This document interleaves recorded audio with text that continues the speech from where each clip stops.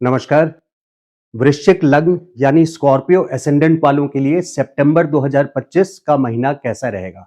Shakespeare ने कहा था, this whole world is a stage and everyone in the world are just players.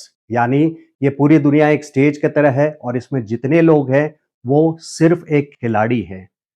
अपने प्रारब्ध के हिसाब से हर एक को अलग अलग परिवार में जन्म मिला है और वो एक खिलाड़ी की तरह अपने कर्म को इस जिंदगी में उनको करना है। जिस तरह से क्रिकेट मैच में फील्डिंग पहले से सेट होती है और प्लेयर जो बैट्समैन होता है उसको अपनी बैटिंग फील्डिंग जिस तरह से सेट है उसको समझ करके अगर वो बैटिंग करे तो अच्छा स्कोर कर सकता है और सक्सेसफुल बैट्समैन वो कहलाता है। उसी तरह से ग्रहों में, ज्योतिष में, जो आपके ग्रह इस वक्त आपकी कुंडली में वृश्चिक लग्न वालों के लिए जिस तरह की फील्डिंग है, ग्रहों की जो पोजीशंस है, उसको अगर आप अच्छे से समझ लें तो आप अपने प्लानिंग को, अपनी एक्टिविटी को उस तरह से प्लान कर सकते हैं, रख सकते हैं, ताकि आप एक सक्सेसफुल प्लेयर की तरह इस दुनिया दुनिया में परफॉर्म कर पाए। तो चलिए वृश्चिक लग्न वालों के लिए चल करके देखते हैं वीडियो में आगे कि किस तरह का महीना रहेगा, फील्डिंग किस तरह की बैठी हुई है और आपके जो ग्रह हैं, जो कैप्टन है वो आपको क्या बता रहे हैं, बाकी सारे ग्रह जो सारे खिलाड़ी हैं, प्लेयर्स हैं, एक एग्जाम्पल दिया है आपको। तो वो किस तरह का वातावरण है, किस तरह का माहौल है सितंबर मंथ के लिए और इस समय आपको क्या प्लानिंग रखना चाहिए, क्या हाई प्रॉफिट्स की ओर आपको जाना चाहिए, यानी क्या फ्रंट फुट पे आकर के बैटिंग करनी चाहिए आपको स्कोर बनाने के लिए या आपको विकेट बचा करके रखने के लिए कॉशियस रहना चाहिए, यानी सावधानी बरतनी चाहिए। तो इस बात को बेहतर समझने के लिए सितंबर के मंथ में, महीने में स्कॉर्पियो वालों के लिए मैंने सितंबर को दो महीने महीने को दो पार्ट में डिवाइड किया है और वो एग्जैक्टली बैठ रहा है 1 से 15 और 15 से 30। आप मोटे-मोटे तौर पे इसको समझ सकते हैं। वैसे एग्जैक्ट डेट 1 से 13 और 13 से फिर आगे है।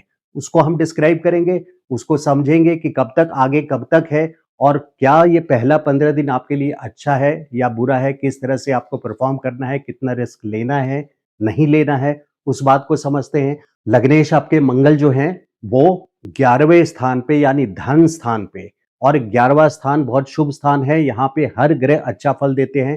तो 13 सितंबर तक पोजीशन लग्नेश की, मंगल की, जो कैप्टन हैं आपके लिए, यानी पूरी कुंडली के, आपके पूरे जिंदगी के जो कर्ता धर्ता हैं वो मंगल ग्रह हैं और मंगल ग्रह का धन स्थान पे होना यानी आप फ्रंट फुट पे आ करके अपने बैटिंग अच्छी तरह से कर सकते हैं, हाई प्रॉफिटेबल एक्सपेक्ट कर सकते हैं, हाई प्रॉफिटेबल काम में हाथ डाल सकते हैं। तो आपके लग्नेश जो हैं मंगल, वो 11वें स्थान पे हैं जो कि धन स्थान है। 11वां स्थान ज्योतिष में, जन्म कुंडली में सबसे शुभ स्थान में से माना जाता है। तो मंगल जो आपके लग्नेश हैं वो 11वें स्थान पे है आपकी जन्म कुंडली के, जो गोचर के आपके लग्नेश गोचर में 11वें स्थान पे है। 11वां स्थान बहुत शुभ स्थान है, बहुत अच्छे रिजल्ट्स लेकर के आते हैं यहाँ पे। ये धन स्थान है। ये बात सिर्फ फाइनेंशियली नहीं है, और भी जितने इवेंट्स होंगे आपके लाइफ में 13 सितंबर तक, वहाँ पे आपको अच्छे रिजल्ट्स मिलेंगे। एक ओवरऑल एनवायरनमेंट आपका अच्छा रहेगा, आप अपनी बैटिंग अच्छे से कर सकते हैं। लेकिन इसी बीच में यहाँ पे सूर्य भी आपके दिग्बली है 17 सितंबर तक, सिंह राशि में है, दशम स्थान पे। तो उनका भी सपोर्ट आपको पूरी तरह से मिलेगा, यानी प्रोफेशन में, बिजनेस हो या जॉब हो, आपको कोई ना कोई, अगर जॉब है तो अवार्ड मिलेगा, बिजनेस है तो कोई बड़ा कॉन्ट्रैक्ट मिलेगा, जॉब है तो ग्रोथ मिल सकती है आपको, कोई इंपॉर्टेंट पोर्टफोलियो आपको हैंड ओवर किया जा सकता है इस टाइम पे, कोई इंपॉर्टेंट असाइनमेंट दी जा सकती है आपको।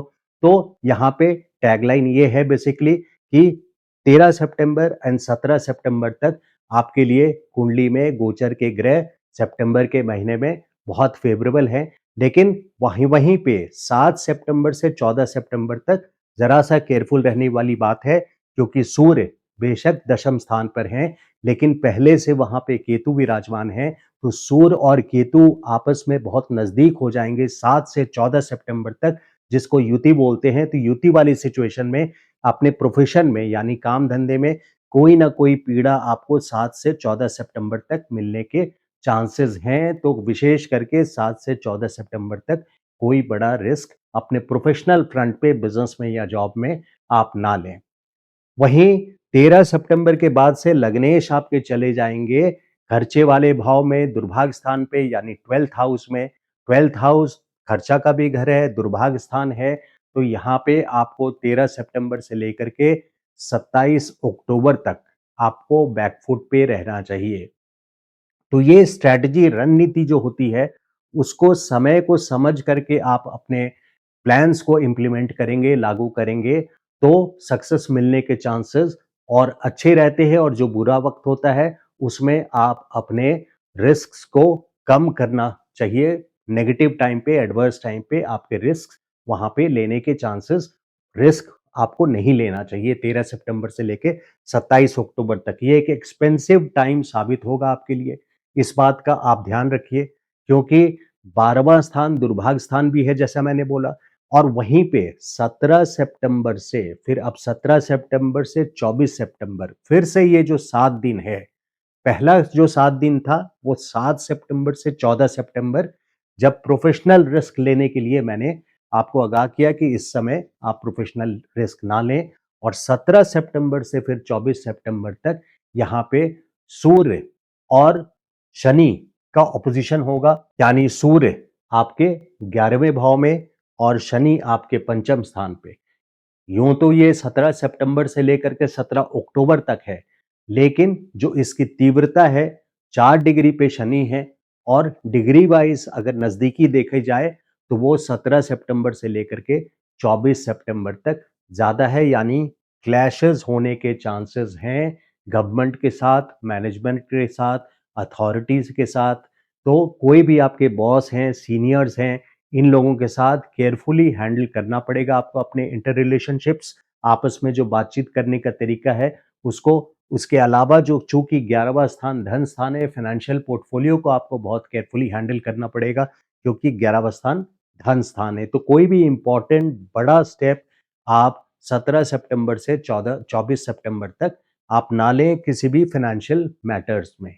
और यहाँ पे चूंकि पंचम घर पे सूर्य की दृष्टि है शनि के ऊपर, तो जो लोग लव रिलेशनशिप्स में हैं उनके भी डिस्प्यूट्स होने के चांसेस हैं। तो इस टाइम को आप अवॉइड करें अपने रिलेशनशिप में, किसी भी अननेसेसरी डिस्प्यूटेबल सिचुएशन में अपने पार्टनर के साथ ना पड़े।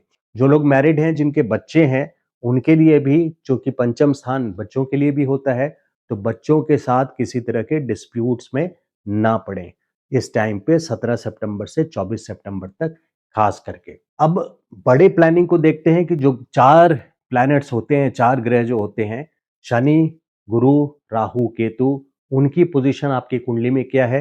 क्योंकि अभी हमने 4 फास्ट मूविंग प्लैनेट्स को देखा जो मंथली प्रिडिक्शंस में ज्यादा काम आते हैं, लेकिन जो बड़ा पर्पस लेकर के आते हैं लंबे टाइम के लिए, जिनका बड़ा मकसद होता है, पूरे साल भर के लिए फिक्स्ड होते हैं, उनका क्या मकसद है, वो कहाँ पे एक्टिवेट हो रहे हैं, कहाँ पे आपको इन्वॉल्व करा रहे हैं, उसको चल करके देखते हैं। तो शनि की जो पोजीशन है यहाँ पंचम स्थान पे आपकी कुंडली में, ये बहुत अच्छी पोजीशन है, केंद्र के स्वामी होकर के ये त्रिकोण में बैठे हैं पंचम स्थान पे, तो शनि आपको सपोर्ट कर रहे हैं। लेकिन जो लोग मैरिड हैं, तीसरी दृष्टि शनि की यहाँ पे हाउस ऑफ मैरिज पे पड़ रही है, यानी आपको मैरिटल रिलेशनशिप्स में थोड़ी सी सावधानी अपने रिलेशनशिप्स में बरतनी चाहिए क्योंकि यहाँ पे शनि की दृष्टि आपके सप्तम स्थान पे पड़ी है। इसके अलावा बृहस्पति देखिए लॉन्ग टर्म प्लानिंग में, फाइनेंशियली अगर लॉन्ग टर्म प्लानिंग की बात करूं तो ये पर्टिकुलर 1 ईयर आपको कोई बड़ा रिस्क, नया एंटरप्राइज स्टार्ट करना या नया बिजनेस स्टार्ट करना, इस तरह का काम आपको, न्यू बिजनेसेस, न्यू एंटरप्राइज, कोई भी न्यू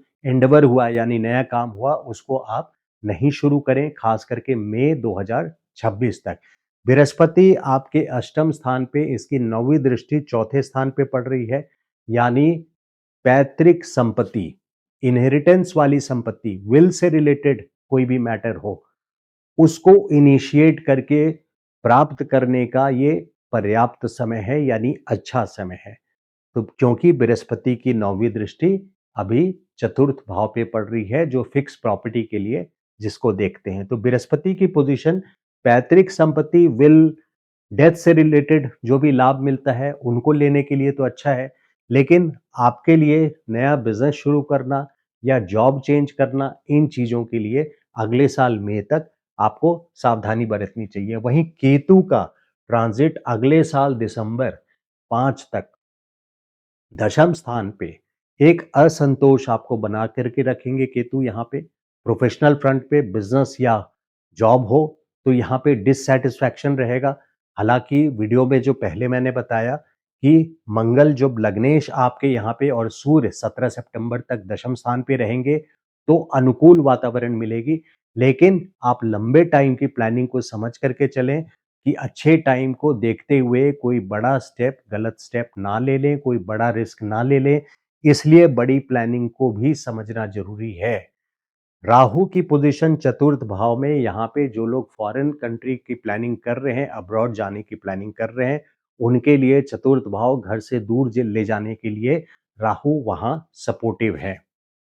तो ये 4 बड़े ग्रहों का है। बाकी जैसा मैंने बताया, वीडियो को समराइज कर देता हूं कि 13 सितंबर या यूं बोलिए कि 17 सितंबर तक आप लोगों की इस महीने की पोजीशंस काफ़ी अच्छी हैं, फेवरेबल हैं।